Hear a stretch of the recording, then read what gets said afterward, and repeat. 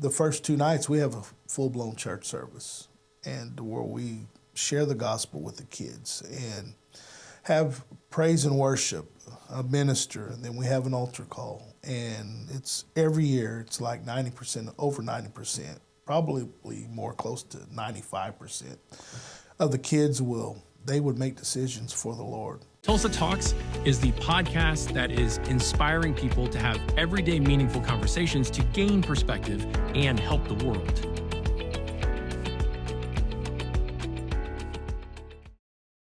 People want to give that a lot of times don't have an opportunity, and EPIS certainly helps people connect with the community. And to me, it's helping our younger self, independent of age, but the younger self to me is, and we all need help. We all need help. We all need encouragement. We all need something that we can't provide for ourselves. Mm-hmm. Yeah, I mean, and that's our goal is to create for other people, whether you're being helped by EPIS or you could help EPIS, or you could do both. Man, when you're helping, you get help. When you're giving away, there's an old saying, and I agree with it, you can't outgive God. You ever heard that? Oh, yeah.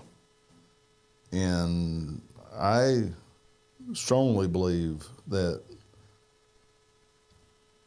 with all of my being, when we have a servant attitude, then life is better.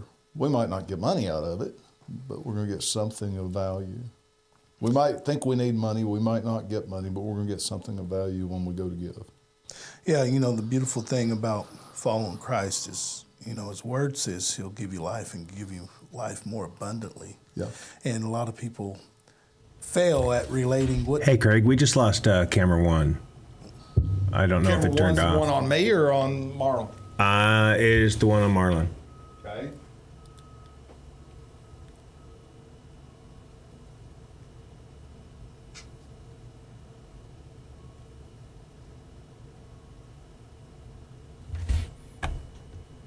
It's plugged in. Is it on now? Up there. Okay, it's back.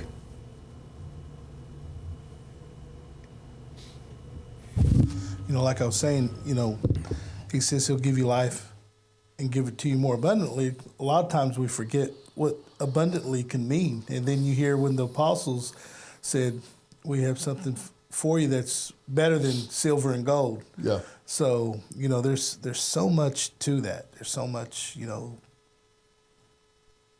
be surprised how much money someone would pay for peace, to have peace in their life.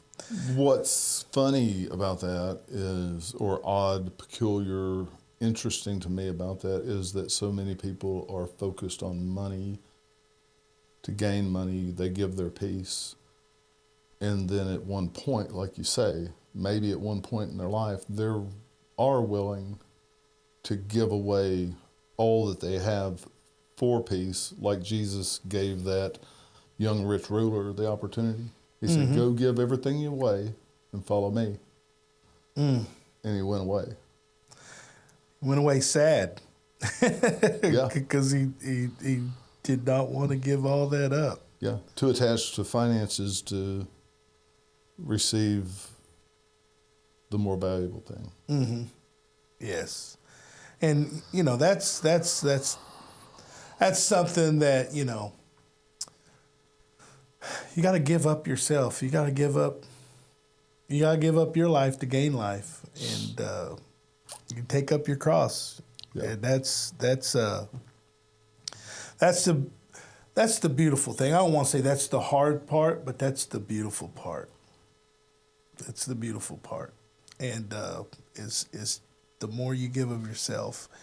And I always, and I said this to you before, I always pray for me to decrease so that He will increase. I believe that's in the Bible as well. Sure, but, absolutely. You must decrease. Yeah. And, you know, a lot of that, I always think of my personality. my characteristics. But there's more to it than that. I mean, there's just so much in the matrix of the Bible. I learn all the time. I mean, I learn about the gospel all the time. And the funny thing is when I circle back every 3 or 4 weeks, maybe I'm doing a Sunday school lesson or I'm speaking in church or, when I circle back to the gospel, it's like I have to relearn the gospel. I got to center my trust in God because I always pull back a little bit and I start adding works to it. What I'm doing wrong, what I'm doing right. And that's not where grace comes from. Grace is something you don't deserve. Completely agree. The challenge is, there's a great dichotomy to the human mind and the human being that we're not saved by works. However, works are produced through grace. Works are produced through grace. I looked at this the other day, and, once you see something, hear something, and read something, you want to be a doer of it. And to be a doer of it, you got to comprehend it. And I was looking at this the other day about faith without works is dead. And then when I was looking at that, it just came to my mind when Pilate asked Jesus, when he was going through before his crucifixion, when he asked him, what is truth? What is truth? And that popped in my mind, and I was like, well, let me relate that to faith, because faith is truth, godly truth. But to us, truth is something we got to see, feel, touch, and hear, smell. We need to see it with our 5 senses. Yeah. And then you look at, faith without works is dead. Okay, faith without works is dead. But you would think works come before faith, but faith comes before works. The challenge to that is if it is your works that produce the faith, then your works saved you by professing Christ as your Savior. Works is the start. evidence of faith. That's how I came around. I was like, okay, absolutely. Works is the evidence of faith. If I have faith in God, my works will follow it. And without a doubt. You'll know a tree by its fruits. You'll know the tree by its fruit. Talking about that, Epis. What does Epis do? Epis, we're an outreach. We started with a Christian sports camp that was birthed from a rodeo camp. And our founder's name is Shelley Weaver. Shelley was a professional rodeo barrel racer. She started Epis through her rodeo camp. And so her rodeo camp was named Saddle Up for Christ. And it became the largest rodeo camp in the world. Wow. In the world? Yeah, in the world. So I think this is my estimate. So 6,000 to 8,000, somewhere in that range. It was a crazy number of participants. Where'd they host that? Different spots. I know they had it once in Pawhuska at the Cattlecade. If you ever heard of that that rodeo venue, but they've had it at different places. I wasn't with her when she was doing the huge rodeo camps, but she had a vision and a calling to start a sports camp. And she said she had a dream. And in her dream, she woke up and she was in a huge stadium. And she knew that it had to do with her ministry. She knew it had to do with her camps. But she was like, I'm not on dirt. I'm on turf. And and that's when she got her vision to do a sports camp. And she didn't have a name for it yet, but she had a goal. And at the time when I met Shelley in 2018, the winter of 2018, I was a head football coach at Will Rogers High School here in Tulsa. My offensive coordinator was Corey Hilliard. He played at Oklahoma State. Awesome offensive lineman, all Big 12, got drafted by the Patriots, then traded, and I believe he ended up retiring from Detroit. He was in the league 9 or 11 years, I can't remember. So he was my offensive coordinator. Corey's a huge individual. I mean, when you see Corey, you're like, that guy's a football player. He got paid to do something in the NFL. Really good guy, gentle giant, strongest person I ever met. Very, very humble. I never knew how really strong he was, even though I watched him play, until he helped me move. I mean, this guy was moving refrigerators by himself. But Corey was my offensive coordinator, and he was talking to me. He said, there's a lady that wants to meet me. I heard she's wanting to talk to me about football. She's thinking about doing a camp, and she just wanted to talk to someone who knows something about the game. And all right, so he comes back later after he met her a week or two later, and he said, I think this woman thinks I'm going to run her camp for her. I'm not sure, but anyways, yeah, she wants to do this huge camp, overnight camp, and I don't know if it's even possible. And then a couple days later, he said, hey, she wants to meet you. She's also wanting to add other sports to this camp, and wrestling is one of them. And she asked me if I knew anyone who knew something about wrestling, and I was like, yeah, my head coach, Coach Houston, he's an old wrestler and wrestled in college and all that. And I was like, okay, well, yeah, we'll meet with her. And then her and another gentleman that works with her named Mike Guthrie, they came into our office, and we sat down, and she was kind of telling me about the camp she wants to have, and she wants wrestling to be one of the sports, and wanted to know a little bit about me. And during that conversation, she was like, well, would you be our wrestling director at our camp? And I thought, yeah, sure, sounds fun.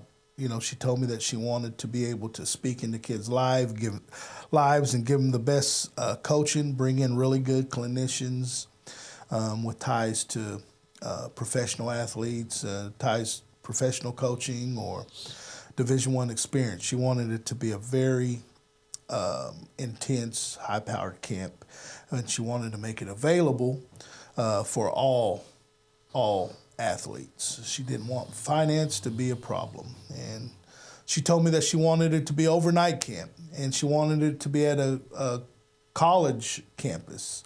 I'm thinking, yeah, we could easily do it at a high school campus, but college campus, then that's where my faith was lacking in that area.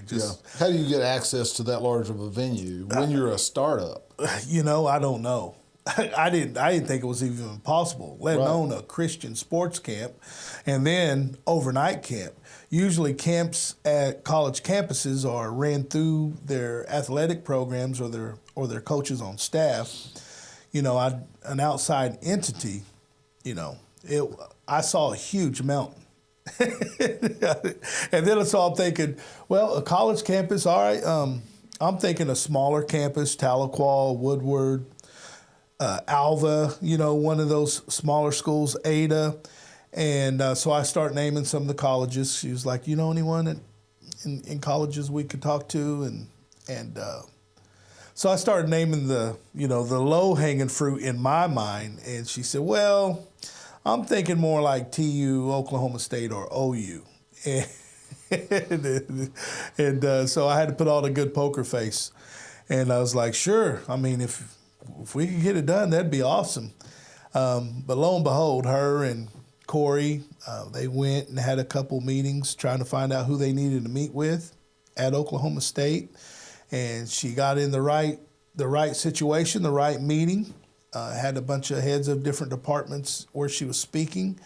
And she started telling them about her vision and what she wanted to do. And before that meeting was over, they volunteered. Oklahoma State was like, you should have this here. So, boom, we had a venue. And when I first met her, it was in November, early November. And this all took place in maybe January or somewhere in that area. And so now we're into 2019. 2019. And Oklahoma State was a place. Our first year, we didn't have that many sports, but I know we had football, we had wrestling, we had boys and girls basketball. and baseball and softball. And so that's how we started. And then that first year, it was an overnight camp. We didn't have the dorms, but we had some churches volunteer that had some housing there. We had a hotel that was kind of our headquarters. So we had some kids at the hotel, put all of our coaches and volunteers at the hotel, and a lot of our kids stayed at the different churches that volunteered their dorm halls or their rooming that they had. And we only had, I think maybe 350 kids around that number approximately. Sounds like a lot to me for a launch. Yeah, I thought it was a lot. And so that was what we did the first year, and it was late July when we had it, and it was awesome. We had all those kids there, and the beautiful thing about the camp that we started is we have the first 2 nights we have a full-blown church service, and where we share the gospel with the kids and have praise and worship, a minister, and then we have an altar call. And it's every year, it's like 90%, over 90%, probably more close to 95% of the kids they would make decisions for the Lord. Wow. They'll rededicate their lives. They'll accept Christ as their Savior. So yeah, it was just something I've never dreamed I would have been a part of. To be able to, we're so limited in public school system with sharing our faith, sharing the gospel. Never dreamed that I would be able to do that on a wrestling mat or do that on a football field. It was just something that just really got a hold of me. And anyone that comes through there and works, it just gets a hold of them too. And I was just a full-time volunteer. And then COVID hit 2020, 2021. Our numbers just started growing. And 2021, now we're in dorms. All the kids are in dorms. We're in the dorms. So we had more access. And, the thing about the overnight camp is it's very expensive per person. It's close to $400, give or take, every year. And of course, we know how the economy goes. Those prices will probably go continue to raise. And her price was only $99 for each athlete to attend, $99. And so through fundraising, as we do a lot of fundraising, we utilize a lot of help with people giving, and then that's what we cover the rest. And every year we average anywhere between 53 to 55%. On top of that, we'll go ahead and scholarship all of our kids, and it's really grown into so much. And like this past year, we had about 1,500 kids. Wow. 1,500 kids, about 1,300 in the dorm. And we divide that by 2 different sessions. So session 1, session 2 is usually kind of in the middle of that, 700-800 kids per session. And, it's just really taken off. And, of course, she developed this through a nonprofit. And so when we first started in 2019, we weren't called EPIS, we were EPIC. And then we had to pivot and change our name when the other organization, EPIC, got in trouble and was in the news a lot. A lot of people was relating us to them. And so we changed our name from EPIC to EPIS, which EPIS means epic. It's just another word for epic. And so yeah, it's been quite the ride. And so you were a high school coach, or you are a high school coach now? I was at the time. I was a high school coach, high school teacher. I've been in the classroom and coaching since like 97.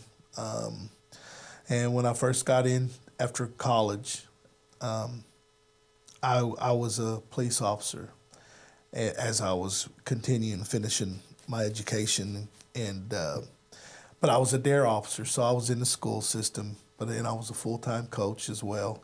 And then in 2000, I moved from that to the classroom. And so, yeah, that's what I did. Been coaching for almost going on now, almost close to 30 years. And being a teacher and a coach, moved to all over Oklahoma. Me and my family. I got a wife and 4 kids. My kids now is Marlon Jr.'s 29, about to be 30. Madison is 24. Maximus is 17, and my daughter Mallory is 12, about to be 13. 15 years between the kids, first and last. Yeah, we're hillbillies. Yeah, it's funny. We started as soon as we got married out of high school, and we finished way late.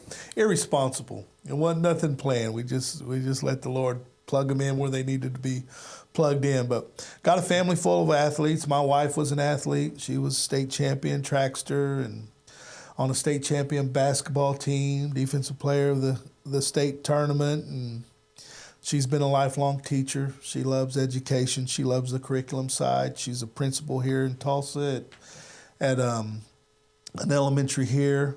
My son wrestled in college and became an engineer, went out in the engineering, and now he's a teacher. Currently he's a head wrestling coach in SkyTook. And my daughter just graduated from college this year, Madison, and she just started her first year teaching. So got a family full of educators and coaches. And of course, my son, he's a football player, wrestler, trackster. Matter of fact, he has a game tonight, Booker T. We play tough team. We play Muskogee. And then my youngest daughter, she's a wrestler too, volleyball player. So yeah, we're still rolling. My last job I had, I was the assistant district athletic director for Tulsa Public Schools. So we had 9 high schools, 10 middle schools. And then on top of that, I was the content coordinator for health and physical education. So then I got 46 elementaries and about 8 alternative ed schools on top of that, and then any other umbrella I had. And so you went from coaching to managing people. Yes, managing people. And which is still coaching to a certain degree. It's just not directly with athletes. Yeah. Because, I mean, when you're a manager, you're coaching. Oh, yeah. Yeah. Coach the coaches. Yeah. and run all the events. And we had a really good team for Tulsa Public, and they've worked well with EPIS. We've always had a lot of great great cooperation with all the schools and districts that we work with. So yeah, volunteered with EPIS, and EPIS was wonderful. Our founder, Shelley Weaver, is awesome. And since we started, we just had different kids that would call us with needs. They'd call us with needs, whether it was, anything tragic, accidental, to financial strain, their safety, their health, and we would swoop into action. And every year, those numbers of interactions with our kiddos would grow. And the last couple of years, we are now full-blown outreach.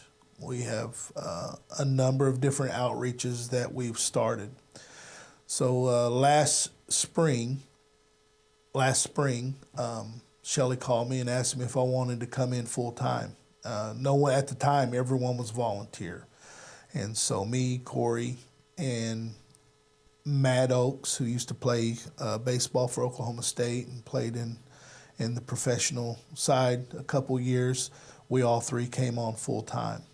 Currently, well, that's a big step of faith for Shelley. A big step of faith. As far as me, I was... And you guys. Yeah. I was in a situation to where, hey, I am where I want to be professionally. But, being with EPIS since the start and seeing the opportunity to touch so many lives in a Christ-like way, it was just an opportunity that I just could not say no to.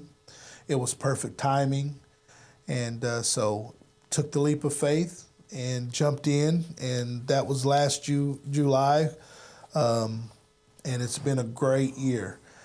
Since then, right now it's just me and Shelly. I'm the only. Now we have 2 staff members. Matt went back into.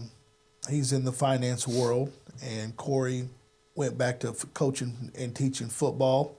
Both of them are still strongly a part of our team. Now they're just back on the volunteer side, and so yeah, it's been quite the change. But our outreach programs are official. We officially opened up, launched 1st of August, our outreach programs. So anything you think of. How do you staff that? Well, a lot of resources and a lot of partners. And me and Shelly and we handle it. A lot of our volunteers step in when we need. Like if we have someone down in the Lawton area, we have coaches that have volunteered or counselors that have been with the EPIS, and we'll connect everyone that we need to connect them with. Our outreach programs that we have is crisis care. We have SOUL program. Crisis care is pretty much self-explanatory. Anything that you would consider a crisis. SOUL program it's the easiest way to explain it is like a shoe program. If we have any athletes that have trouble finding shoes or buying shoes, we'll help with that. Like today, I got to go to a school, going to Cushion to deliver a couple pairs of wrestling shoes. I delivered football shoes to 7 schools here in Tulsa. I believe it was 7. 5 schools here in Tulsa, and it's just a beautiful way to help kids that are in need. We have a pathways to reunification, and that's something that's really needed. We're able to help families in need, especially single parents, single moms who are in tough situations, and they might need housing, and they have kids. Some of the kids, and so we have housing for that. And when we don't have housing for that, we have resources, other nonprofits, organizations with housing. So we currently are fully active in that. We have residents now, and so that's weekly. Something that and these outreaches that I'm naming, now they're just official, but we've always been doing those types of things. So now it's official. We've named them. We're organized there, and we have processes, we have policies and procedures for those different situations. We work with Native American. We have a Native American side. So we could work with, most of your Native American nations, they have different departments, substance and alcohol program, diabetes program, and we're able to help with them and partner with them and help do events and help them with their outreach. Matter of fact, as far as like our last past camp, we allowed certain tribes that we've partnered with for their kids to come, and we scholarshiped all of those kids. Anyone that was a member of those different tribes, or even as long as they're in their service area. So you could be in the Pawnee Nation area and be Oto if you live inside that area. They would qualify. So that's one thing that we've done. A beautiful thing that we've done with our outreaches is community service. This past year, we've allowed anyone that would do 10 hours of community service 10 hours, they could come to camp for free. And so we just create so many different opportunities for kids to come to our camp. We have coaches that will bring their whole team, and the coaching staff will come and volunteer. Wow. And help us with supervision. So that's been really good for us. And then, so yeah, let's see, I'm forgetting some outreaches. We have a mentorship program. You know, if kids are in a situation and parents feel that their kids need a mentor, we'll offer that service. I need a mentor. Yes, me too. We can mentor each other. I need help putting a ceiling fan up. You said you was in construction. Maybe you could help me do that. We have a champions program. Champions is, you know, if kids might have a desire to for one-on-one coaching. Maybe they qualified for a national tournament or event and they need help financially. You know, we have a champions program. I don't have my list in front of me, but I believe I covered all of them. But yeah, so the outreach, we've always been doing this. You know, along the way, God has really given us opportunities to touch so many lives. When we first started EPIS, we really felt like this is for the financial challenge athletes. This is for inner city athletes and kids. And we've learned through outreach and with kids reaching out that all kids find themselves in a situation of need. All kids, don't care how much money's in the house, don't care if both parents is in the house, rural, urban. It's just we are there for everyone. So you have a wide spectrum of demographics merging, coming to OSU in June's now. Third week in June. And these students are from diverse backgrounds. Multi-ethnic. Maybe they're white, they're black, they're Hispanic, they're Native American. And they're inner city, they're urban, they're suburban, they're just like living out on ranches. Everybody's coming. People of all walks of life. Yes. Is that right? Yeah, all walks of life. And maybe they've never been around somebody from another walk of life. And it seems like that would be an interesting thing to see. Yeah, it's beautiful. It's EPIS. And it's, it's nothing but God that helps us there. The kids that can come to our camp are 7th through 12th grade. So that's a wide range of age too. And so in the housing, we help everyone with housing. Shelley, our camp is called Sports Experience, and we want to give them the best experience possible. And when you have 1,600 kids, 1,500 kids, you're going to have situations. You're going to have issues. So not to say that it's just all peaches and cream. But we handle the situations and we move on. You get that many kids, a few kids might not get along.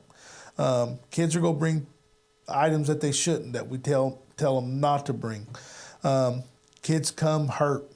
Kids come with baggage. Yeah. But, the 3 days of each session, we slowly melt that away. Not slowly. Can't do nothing slow in 3 days. 72 hours is not very long. But those layers fall off, and those kiddos open up. It's a prime example of that. A lot of examples. There's on more than one occasion, on most occasions. I've coached all over Oklahoma, a lot of different areas. I have a number of friends in the coaching side of things, in the school administration side of things, on the church side of things. We'll have kids reach out to us that come from really strong communities with really good infrastructure. I know the coaches. I know the ministers in those areas, and kids in trouble that are reaching out. Forget the mental health side. We have a mental health side in EPIS. That's huge, and I'll talk to you about that here in a minute. But when kids reach out, I'm like, okay, we're with these kids 3 to 6 days a year, and they called us. And I know those coaches there. They have a great foundation for people to reach out, but we make those connections. I guess they feel safe about it.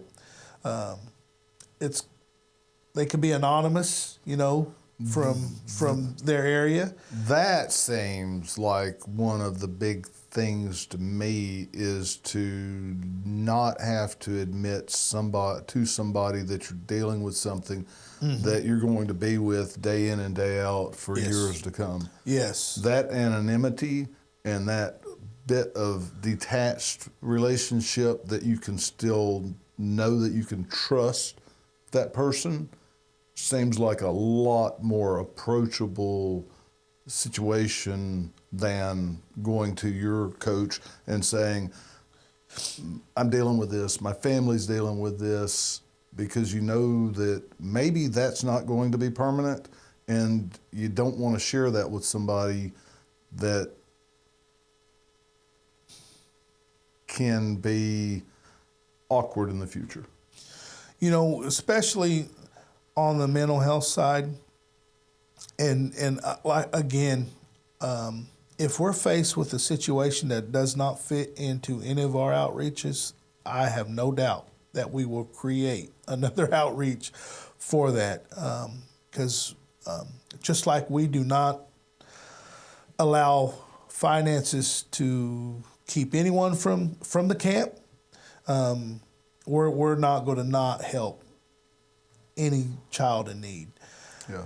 Find a need, find somebody that can fill it, or create something that needs to be created. Yes. And since 2019, a wonderful thing is we've had kids age out. Been coming since they were young. And they were able, most of them want to come back and they become our counselors. And, again, back to the sports experience. On day 1 and day 2, we have church in the evening. Seeing kids transform and their lives changing is awesome. I got 2 videos last week from our past camp this year of some kids getting baptized, and Mom sent me a message that thanks for planting a seed. It's really been life-changing for my babies. Yeah. And I mean, that right there is just, that's what we're all about. We have had kids reach out in some very tough situations, and we've lost kids along the way. We've had kids accidental and tragically, pass away, and we try to be there the best as possible. We're there financially. We'll show up and we'll ask the family if there's anything we could do just to help through those times. There's been a couple situations to where some of the kids we've lost had siblings who also were a part of our camp, and so we're able to come in and be there for that. And it's just tough situations. Them are not fun situations to be a part of, but that's our calling. And yeah, it seems like, man, I know people that are in the medical field, work at the hospital, firefighters, EMTs, and it takes a special person to function in that lane. Yes. And counselors, that's tragic on a regular basis for them. And they grow accustomed to that to a certain degree, and they know their lane. And you guys don't deal with that day in and day out. So how does that affect you personally when something like that does happen? You know, we rely on the Lord. You know, we rely on the Lord. When we show up, we just try to be sensitive to the needs and sensitive to the Spirit, and we try to hold true to our mission. And, What about and your the Word. needs? What about how it affects you?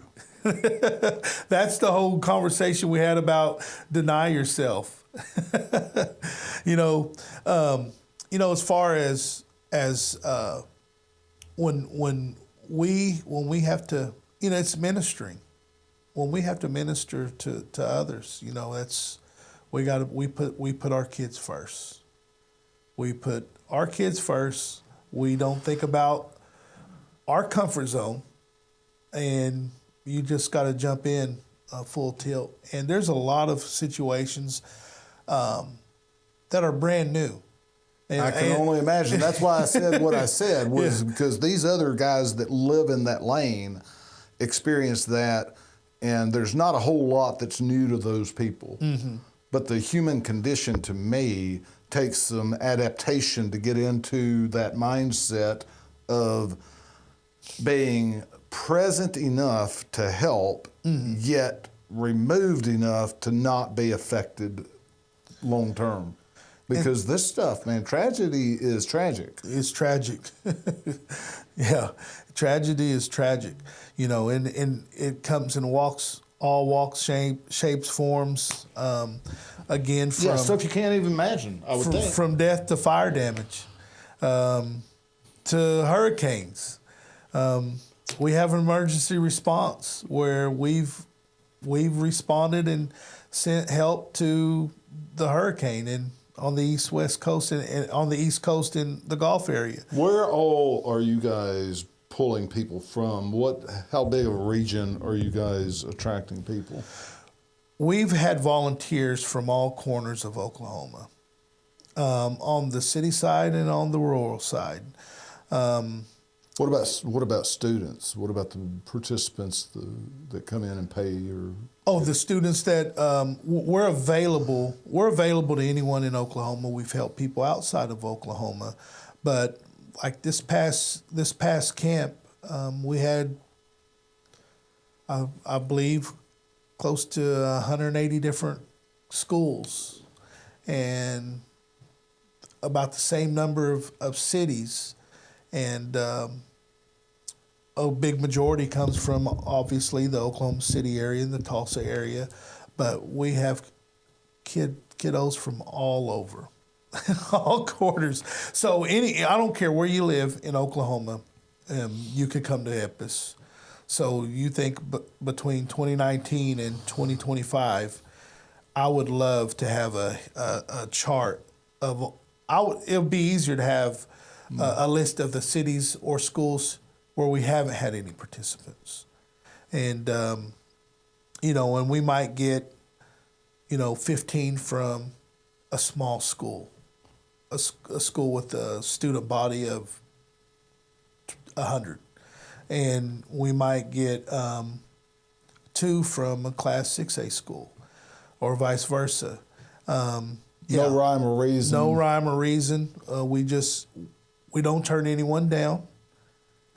We have all those different systems in place for kids to be able to come, and if all those systems fail or they don't have time to jump through one of those systems, they're coming. They're coming.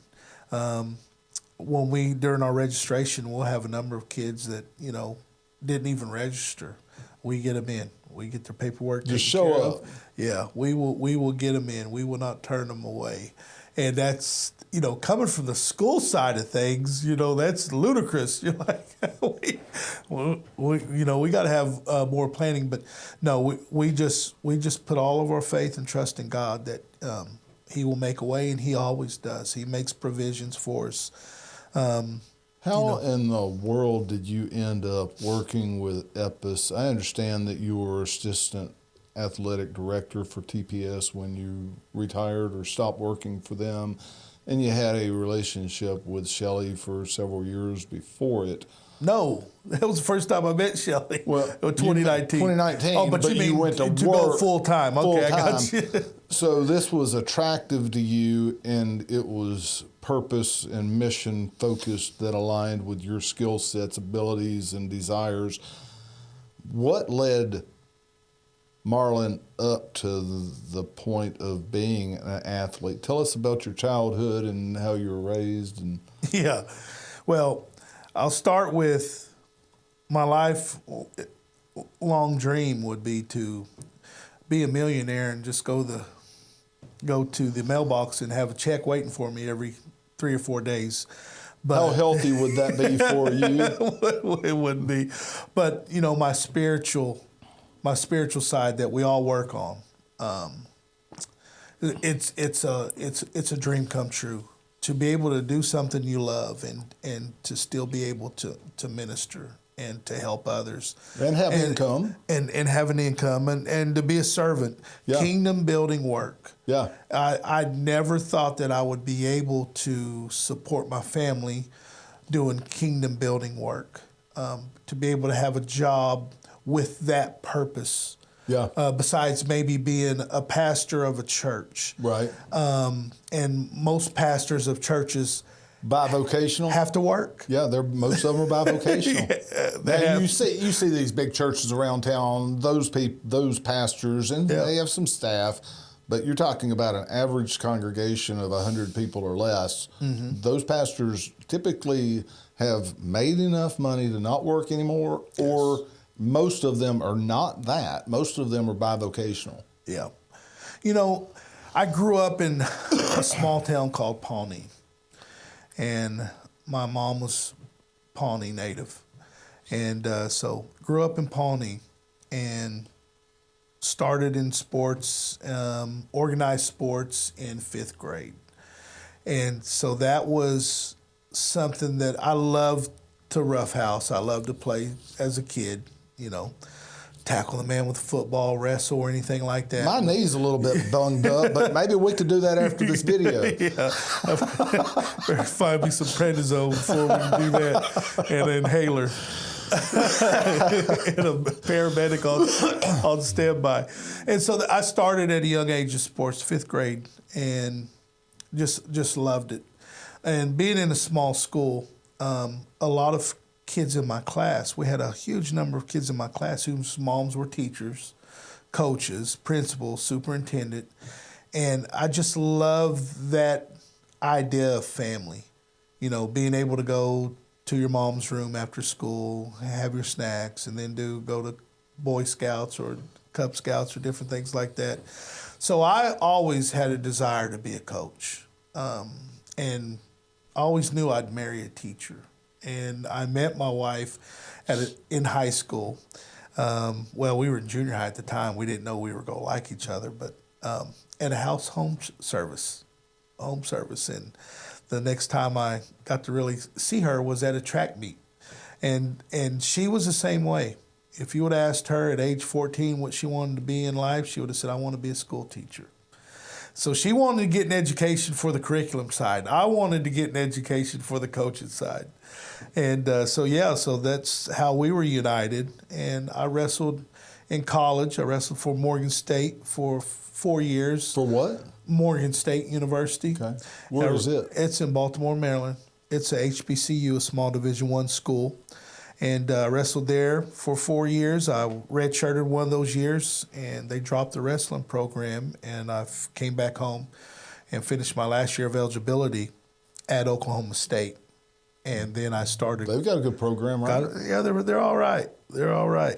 And then I started coaching in Pawnee then and became a police officer, and I had some credits I needed to finish up, and I finished up at Langston University before I started teaching. But before, like I said earlier, before I started teaching, I would substitute teach, and I was also a DARE officer, so I was always in the school system then.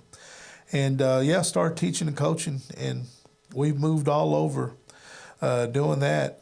When I left Pawnee, and in the span of, like I said, almost 30 years, I've coached in Watonga, coached in McAllister, I coached in Lawton Eisenhower, then Lawton Mac, and I came to Tulsa, and then I've coached in Barnesdall, Hominy, and Pawnee, back to Pawnee, and then Okmulgee, and about after doing that for so much, me and my wife was like, we didn't quit moving so much. And we're at that time, we wanted to move into the administrative side of things. And so we came to Tulsa and worked for Tulsa Public. What year was that? That was, I'm thinking 2018. Okay. 2017, 2018 is when we came to Tulsa. And you were a coach at that time. When I first came to Tulsa, I didn't want to coach. I came with a specific mission of I want to get into administration. So when I came to Tulsa, I wasn't coaching. Okay. I was just teaching, and that's in August.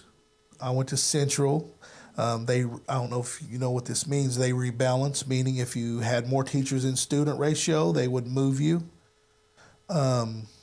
We had more teachers for the student ratio, so they moved me from Central, put me in Tulsa Hale Middle School and Will Rogers High School. I was a .5. I did half a day here, half a day there.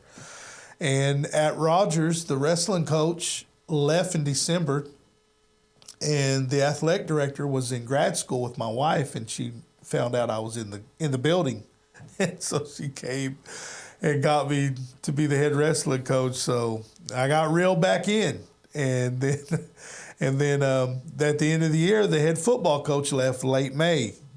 So they were in a bind. So then I got back in. I was the head football coach there. So, yeah. So 2019, you became head football coach. Head football coach. And in 2018 is when you met Shelley.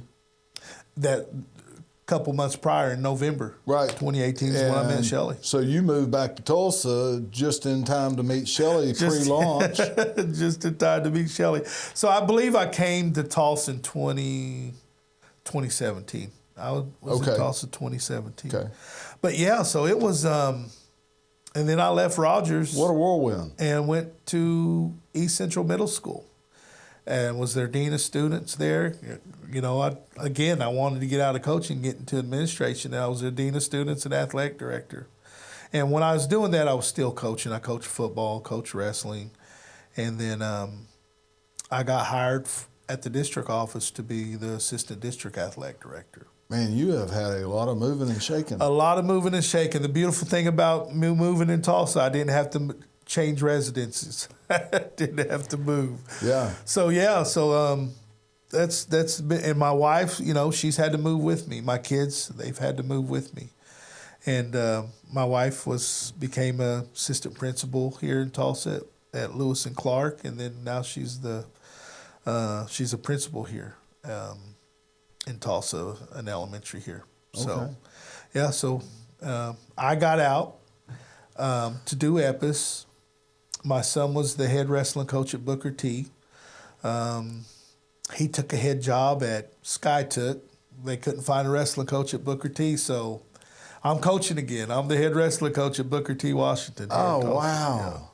Yeah. So full-time EPIS and coach at Booker T. What a wife. Yeah, I got a new job too also this year. I started. I'm the offensive coordinator for my grandson's second grade football team. That sounds like the most important job. That's the best job ever.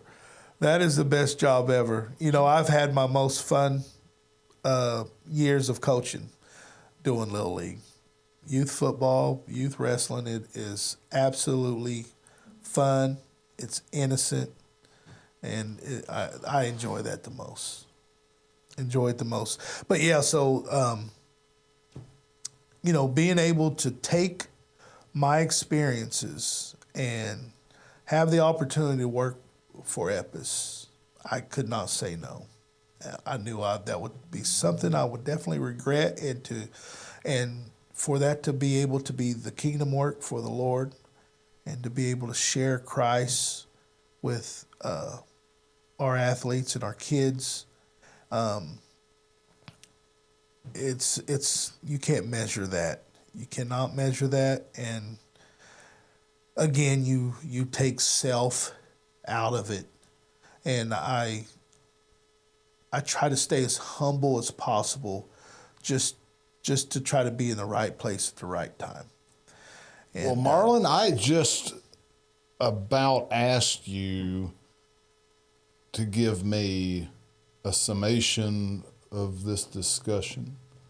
And before I had the opportunity to do that, you gave that.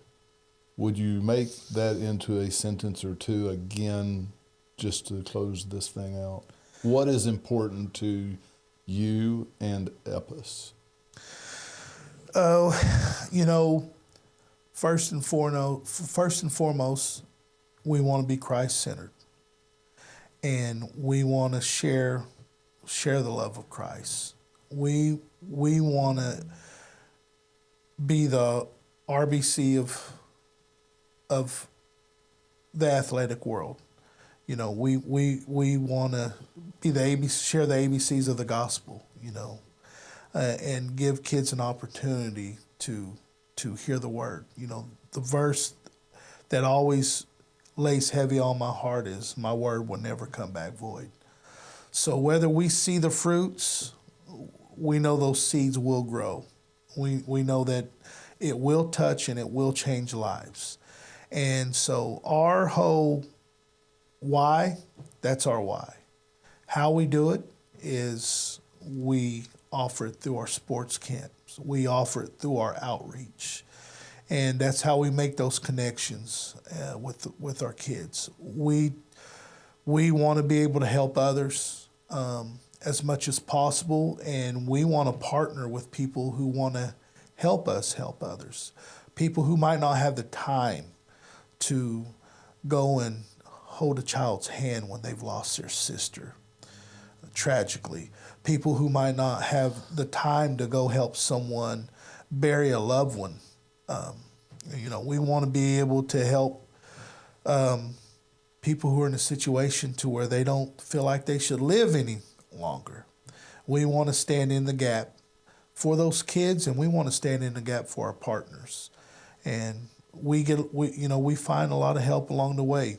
And one thing that I've learned through this process is prayer is powerful.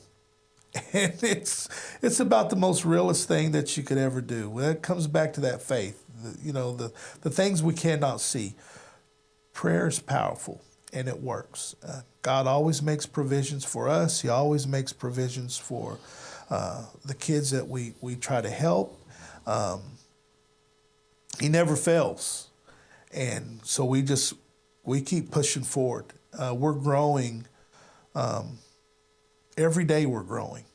Epis is growing from the inside out, and our outreach is getting further and further. And we want to be there for anyone in our community. In our community right now, we consider Oklahoma our community, and we have a lot of work to do. We're going to need a lot of help along the way. So you guys are a Christ-centered, God-loving community that helps people in practical ways, everyday life. That's started with a sports experience. Yes. For the state of Oklahoma. Yes. And we want to help everyone. We're not going to shove our belief down your throat, but you're going to see our fruits. You stick around long enough, you're going to know that it's nothing we're doing. This love is coming from somewhere So else. you're not excluding people that are not of the Christian faith? Not at all. We'll go into the classroom. We'll go into schools. Not at all. But your foundation is the love of God and Christ actively living through your lives. That's definitely our foundation. And people Yes, sir. will see and potentially hear that in certain settings. Sometimes you probably can't say that too much. No, yeah. We definitely have procedures, we understand where we're at. Yeah. And That's part of being all things to all men. So you might Yes. save some. Yep. Just we got to let your light shine. Yes, sir. Your light will shine and overcome any darkness, and will break any chain. and that's why we're here, and we realize that almost daily. But yeah, that's Epis. Thank you. Yes, sir. Thank you. Appreciate you, man. Yes, sir. We are here to help you discover or develop your passions, how you can use them, and why you exist. How can we help you help others better?